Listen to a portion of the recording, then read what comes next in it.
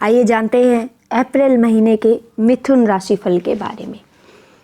तो बता दें, जो अप्रैल का महीना है आपके लिए मध्यम रूप से फलदायक रहने वाला है। आपके दशम भाव में राहु, सूर्य, शुक्र उपस्थित रहेंगे या राहु और सूर्य ग्रहण दोष निर्मित करेंगे, जो आपके परिवार के लिए और करियर के लिए थोड़ा अनुकूल स्थिति नहीं है। इसलिए आपको सावधानी रखनी होगी, अन्यथा कार्य क्षेत्र में मुसीबतें बढ़ सकती है। देवगुरु बृहस्पति वक्री बुध महाराज के साथ आपके एकादश भाव में रहकर आमदनी को बढ़ाने में मुख्य योगदान देंगे, लेकिन 9 अप्रैल को बुध महाराज वक्री अवस्था में आपके दशम भाव में आ जाएंगे, जिससे कार्य क्षेत्र की मुश्किलें और पारिवारिक जीवन में असंतोष बढ़ सकता है। पारिवारिक सदस्यों के स्वास्थ्य पर भी विपरीत प्रभाव पड़ने की संभावना है। आपको किसी से भी कहासुनी करने या झगड़ा करने से बचना चाहिए, क्योंकि हाथापाई की नौबत भी आ सकती है। इससे बचने के लिए खुद को शांत रखें और वाद विवाद को बढ़ने से रोकें। वैवाहिक जीवन के लिए यह महीना बढ़िया रहने वाला है और यदि आपके प्रेम संबंधों की बात करें तो आपको उनसे मिले जुले परिणामों की प्राप्ति होगी। आपके बीच प्रेम की भावना तो रहेगी, लेकिन बाहरी तौर पर आप एक दूसरे को समझ पाने में कुछ परेशानियों का महसूस करेंगे। यदि आप विदेश जाने का सपना देख रहे हैं तो आपको थोड़ी सी प्रतीक्षा और करनी पड़ सकती है। विद्यार्थियों के लिए महीने की शुरुआत अनुकूल रहेगी। बड़े भाई बहनों का सहयोग मिलने से आपके कार्यों में सफलता मिलेगी और आप फूले नहीं समाएंगे। स्वास्थ्य को लेकर कुछ समस्याएं सामने आ सकती है।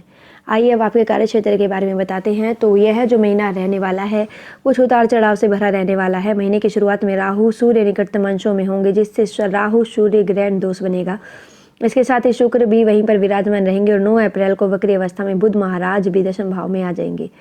इन ग्रह स्थितियों के अनुसार आपको अपने कार्य क्षेत्र में काफ़ी चुनौतियों का सामना करना पड़ सकता है। हो सकता है कि आपके काम को तवज्जो कम मिले और आपको हीन भावना का शिकार होना पड़े, लेकिन आपको हिम्मत नहीं हारनी है और काम पर ही फोकस करते रहना है, क्योंकि उसी के दम पर आप आगे बढ़ेंगे। हालांकि इस दौरान एक प्रसन्नता की बात यह होगी कि आपके वरिष्ठ अधिकारी आपके लिए अनुकूल बने रहेंगे, जिसकी बदौलत आपको कार्य क्षेत्र में विपरीत परिस्थितियों के बावजूद भी अपने आप को बेहतर बनाने में सफलता मिलेगी और चुनौतियों से बाहर निकलने में आप सफल हो जाएंगे।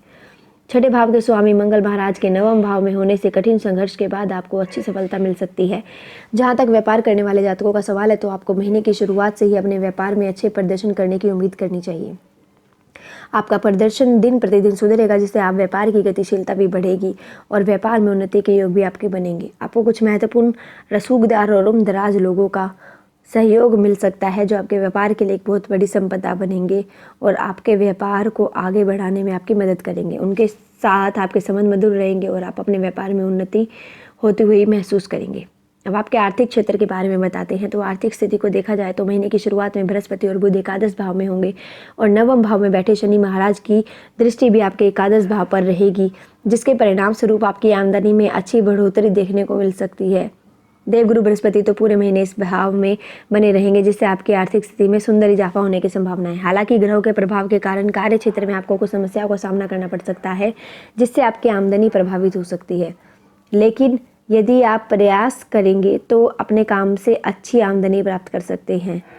व्यापार में प्रबल लाभ के योग बनेंगे। महीने के उत्तरार्ध में सरकारी क्षेत्र से प्रबल लाभ प्राप्त हो सकता है। यह महीना स्वास्थ्य के दृष्टिकोण से बताए तो हम कि कैसा रहने वाला है, तो स्वास्थ्य के दृष्टिकोण से मिश्रित परिणाम देने वाला साबित होगा। नवम भाव में मंगल और शनि के एक साथ विराजमान होने, दशम भाव में राहु सूर्य शुक्र की उपस्थिति के कारण शारीरिक समस्याएं आपको परेशान कर सकती है। जंघाओं या पिंडलियों में दर्द या किसी प्रकार की चोट लगने की संभावना बन सकती है। कमर में दर्द भी आपको परेशान कर सकता है, इसलिए काम के बीच में कुछ समय आराम के लिए भी निकालें, जिससे शारीरिक थकान से बचा जा सके और आपका स्वास्थ्य जो है वो उत्तम बना रहे। हालांकि महीने के उत्तरार्ध में इसमें कुछ हद तक आपको सफलता भी मिल सकती है, लेकिन 23 अप्रैल के महीने के अंत तक आपको रक्तचाप का भी ध्यान रखना चाहिए, जो कि अनियमित होने की संभावना है। स्वास्थ्य पर नज़र बनाए रखेंगे तो अच्छा स्वास्थ्य आप बना पाएंगे, पर सावधानी में ही बचाव है, आपको पता होगा। अब आपके प्रेम और वैवाहिक जीवन के बारे में बता दें। यदि आप किसी प्रेम संबंध में हैं तो महीने की शुरुआत बहुत अच्छी रहेगी। बुध और बृहस्पति पंचम भाव को देखेंगे, जिससे आपकी अपनी संप्रेषण कला का पूरा लाभ उठाएंगे और अपने दिल को अपने प्रियतम के सामने खोलकर रख देंगे। अपनी हर भावना को उनके साथ साझा करेंगे, जिससे उन पर बहुत ही ज़्यादा अनुकूल प्रभाव पड़ेगा और वे दिल से आपको प्यार करने लगेंगे। लेकिन 23 अप्रैल से मंगल के दशम भाव में पंचम भाव पर दृष्टि डालने से प्रेम संबंध में कुछ टकराव की स्थिति भी बन सकती है। यदि आप दोनों के बीच सब कुछ सही होने के बावजूद भी उग्रता बढ़ने और बार बार लड़ाई होने की नौबत भी आ सकती है, इसलिए थोड़ा धैर्य रखें और अपने रिश्तों को सुचारू रूप से चलाने के लिए कई बातों को नज़रअंदाज भी करना सीखें। इसी से आप इन समस्याओं से बच पाएंगे। यदि विवाहित जातकों की बात करें तो आपके लिए महीना बढ़िया रहेगा। महीने की शुरुआत में ही आपके जीवन साथी को कोई बढ़िया लाभ मिल सकता है और वह आपके काम में आ सकता है। यदि आप उनके नाम से या उनके साथ मिलकर कोई व्यवसाय करते हैं तो यह महीना आपको भी और अधिक लाभ प्रदान कर सकता है। आपके सामाजिक दायरे में बढ़ोतरी होगी, आपके जीवन साथी का सहयोग मिलता नजर आएगा। इससे आप दोनों के बीच का रिश्ता मजबूत होगा और परिपक्व होगा और अपनी जिम्मेदारियों को भी भली प्रकार संभालेंगे। अब आपके पारिवारिक जीवन के बारे में बताते हैं। यह महीना पारिवारिक तौर पर उथल पुथल से भरा रहने वाला है। दशम भाव में राहु, सूर्य, शुक्र और चतुर्भाव में केतु की उपस्थिति होने के कारण 9 तारीख से वक्री बुध के साथ दशम भाव में आकर सभी ग्रहों के चतुर्थ को देखने के कारण पारिवारिक जीवन में तनाव अपने चरम पर हो सकता है। आपके पिताजी को स्वास्थ्य समस्याएं बार बार परेशान कर सकती है, उसके लिए आप भी चिंतित रहेंगे। ऐसा भी हो सकता है कि उन्हें अस्पताल लेकर जाना पड़े, इसलिए अपनी तरफ से सावधानी रखें और उनके स्वास्थ्य पर नज़र बनाए रखें। 9 अप्रैल को वक्री बुध के दशम भाव में आकर चतुर्थ को देखने से पारिवारिक जुबानी जंग बढ़ने की संभावनाएं बन रही है। आपसी विचारों में मतभेद के कारण परिवार में जुबानी जंग हो सकती है। एक दूसरे को नीचा दिखाने का प्रयास भी कर सकते हैं।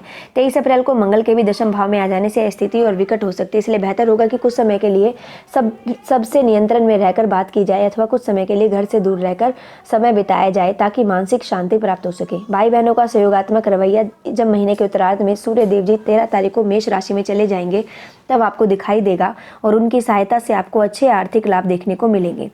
अब आपको उपाय बताते हैं जो भी नकारात्मकता इस महीने है उसको कैसे दूर किया जा सकता है। आपको कुछ कुष्ठ रोगियों की सेवा करनी चाहिए। बुधवार के दिन नाग केसर का पौधा लगाएं। मंगलवार के दिन लाल अनार किसी मंदिर में रख कर आएं।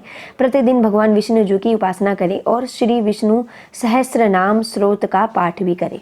ऐसी अन्य राशि को जानने के लिए हमारे चैनल लोक सेवा धर्म को सब्सक्राइब करें व वीडियोस को लाइक करना ना भूलें।